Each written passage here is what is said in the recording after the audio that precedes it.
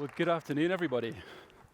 Thank you so much for inviting me to this incredible institute to talk to you today about a topic that is going to really significantly impact the way we live our lives in years to come. It's something that often fills us with dread, but it's something that is brimming with opportunity for positive change.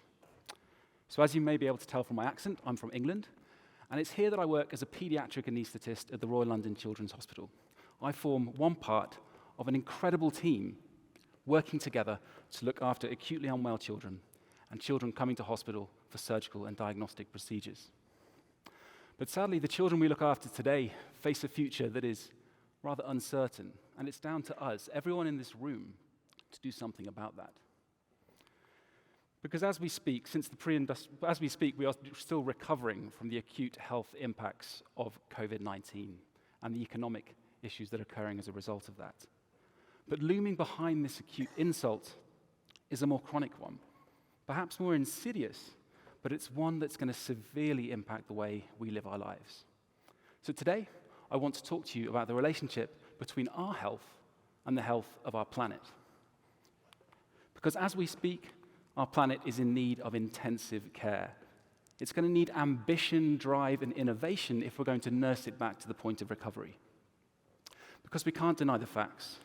Since the pre-industrial era, CO2 levels in our troposphere have been on a steep and climbing rise. And what does this do? Well, it traps heat energy within our troposphere.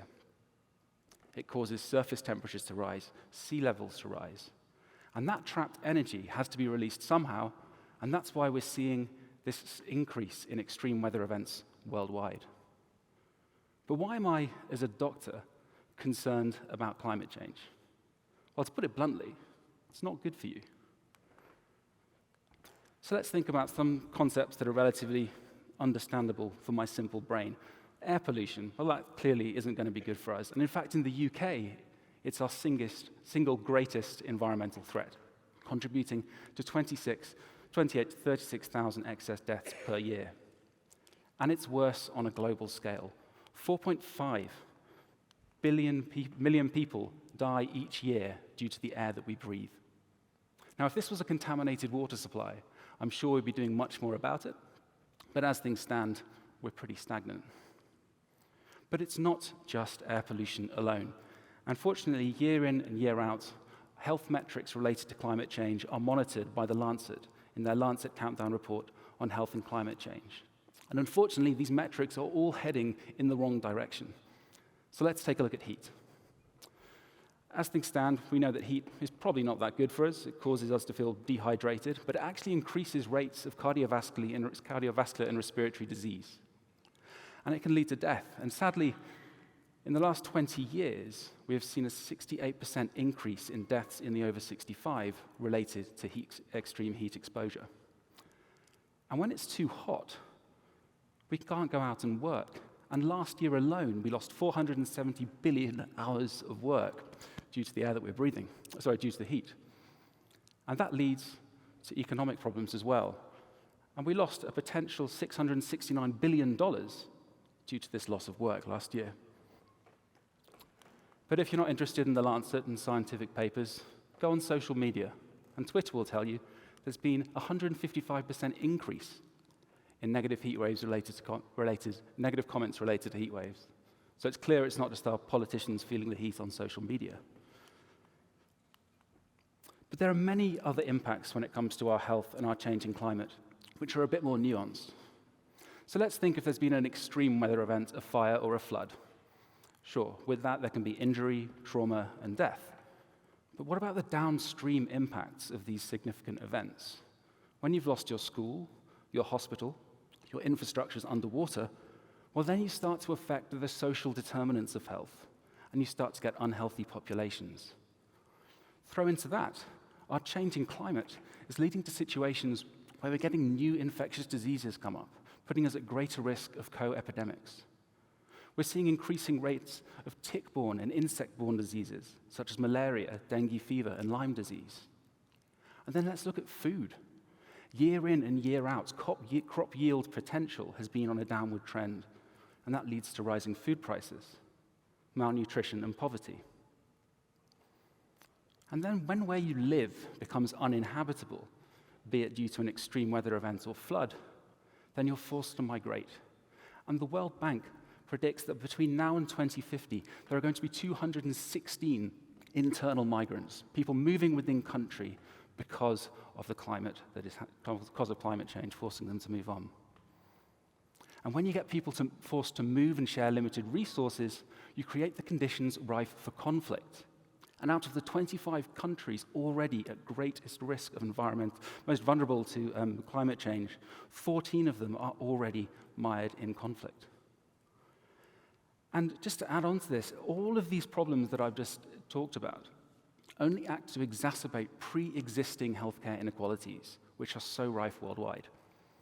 So as a healthcare professional, I am concerned. The climate crisis is a health crisis. But if you don't believe me, listen to the World Health Organization and 46 million healthcare workers who wrote an open letter to leaders at the COP26 climate negotiations in Glasgow 2 years ago, demanding urgent action, describing the climate crisis as the single biggest public health threat facing humanity. Let that sink in. The single biggest public health threat facing humanity. And what are we doing about it? Well, as health professionals, I think we have a role and responsibility to be talking about this more. But we also need to look inwards as an industry and ask, are we contributing to the problem? Now, like many people, 6 years ago, I started making changes in my own personal life, trying to reduce my own carbon footprint. But all of that fell into insignificance when I came to work. In my operating room alone, day in and day out, I was seeing significant amount of waste from excess packaging, single-use equipment, wasted drugs, all going into a waste stream destined for the incinerator.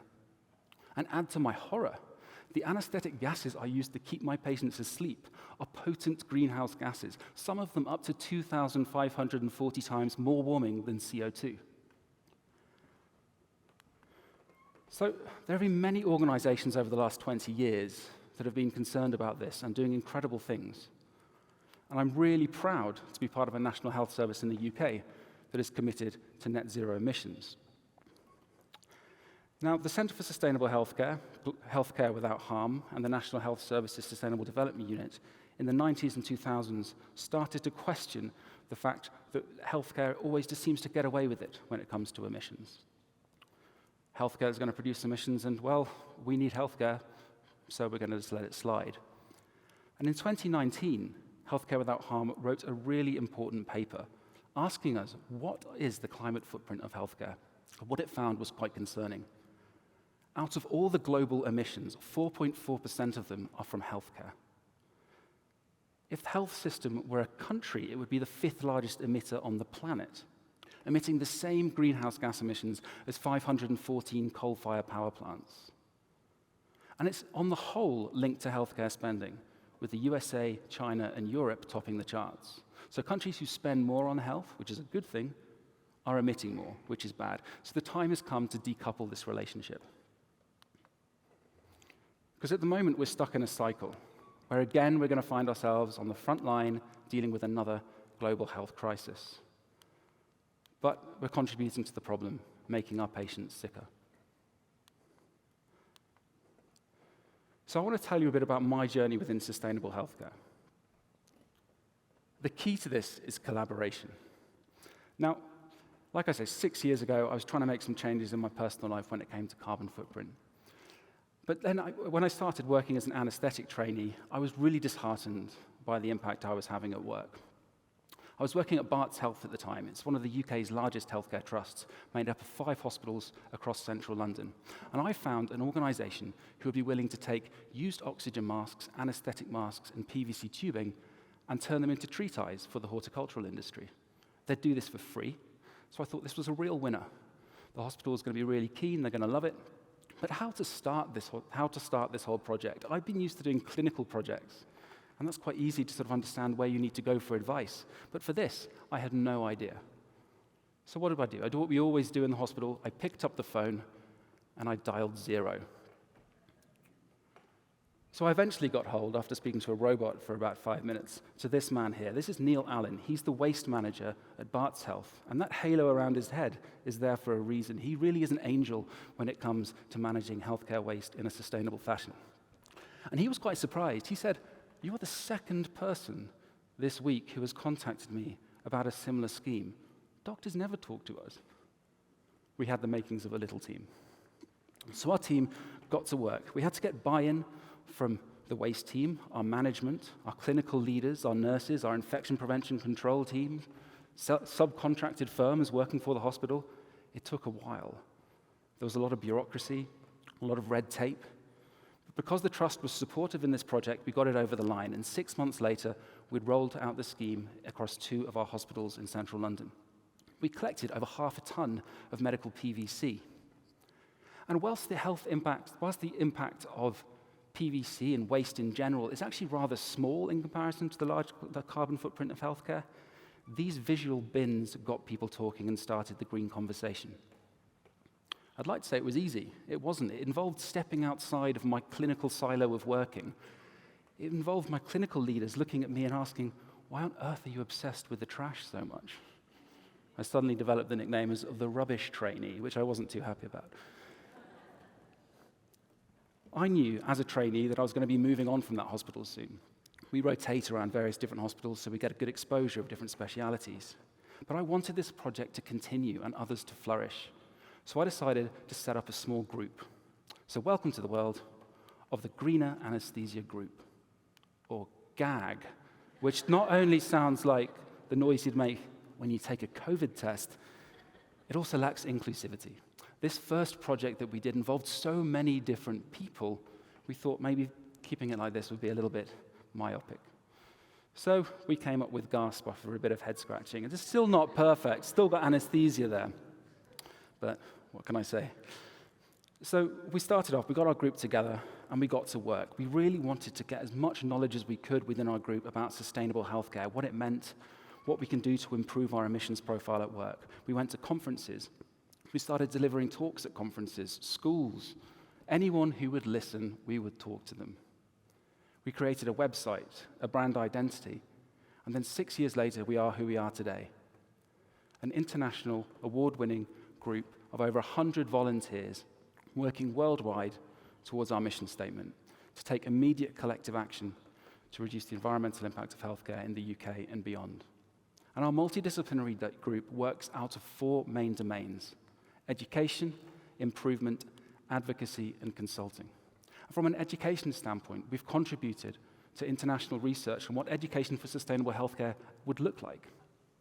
We teach in schools, universities, hospitals, and we've started working alongside other industries that support healthcare, looking at how we can decarbonize them through our education programs. From an improvement perspective, we've got decarbonization projects happening in hospitals and health systems worldwide. And through our advocacy and consulting work, we work with hospital management teams, suppliers, even the construction industry, pushing them towards net zero targets and helping them along on that journey. This year, we welcomed our 2 new directors, Evie Rothwell and Alex Olney, and guess what? They're not even anaesthetists. We're opening our door to everyone. And they came up with a really good idea of changing our name even further. So now we are GASP, the Greener Healthcare and Sustainability Project. And we hope that this is going to open it up to more and more people. And all of you here, get in contact with them. You're more than welcome to join. You don't have to be part of the healthcare industry. We can all learn from each other about how we can decarbonize the way that we live. But it's not just our National Health Service, it's not just GASP doing this work. And last year, I was appointed the Associate Medical Lead for Sustainability at Nuffield Health. That's one of the UK's largest healthcare charities, made up of 37 hospitals and 114 health and wellbeing centres throughout the UK. We set ourselves an ambitious target of becoming net zero by 2040, and in our first year, our incredible people have worked so hard, we've smashed our carbon reduction target of 5% and reached 6%. We've saved 20 million kilowatts of energy. We've removed 10,500 tons of CO2 from our emissions profile. That's the equivalent of taking 1,750 cars off the road in 1 year. And it just goes to show, when organizations like Nuffield Health and the NHS start to work together, putting pressure on our supply chain, then we're not just going to be focusing on that 4.4%, we're going to be having much greater impacts further afield. So look, the climate crisis is quite nebulous. It's often overwhelming. We're often left looking at our leaders demanding more, waiting for things to happen. I mean, how many climate summits have we had now? COP27 this year? We're not doing much. It's down to us now. We need to force that change. We need to start making waves in this area ourselves. 2 years ago, we were just two disgruntled doctors, frustrated about the amount of waste that we are producing on a daily basis in theatre. But our ripples of frustration combined, and our wave of enthusiasm left our own department and joined that of others. And as our wave of enthusiasm grew, we were backed up with waves upon waves of evidence by incredible clinicians and scientists who've upskilled themselves in what sustainable healthcare research could look like. This was backed up by the greener NHS movement, which validated the work that we are doing on a national scale. The sustainable healthcare wave is growing bigger and bigger every day, and our supply chain, fearful of getting wet or worse still left behind, they're following suit. But it can't just be down to us. You all need to join us on this journey. What would that look like? So let's say you go and see your physician. Why not leave the car at home? Have a virtual appointment.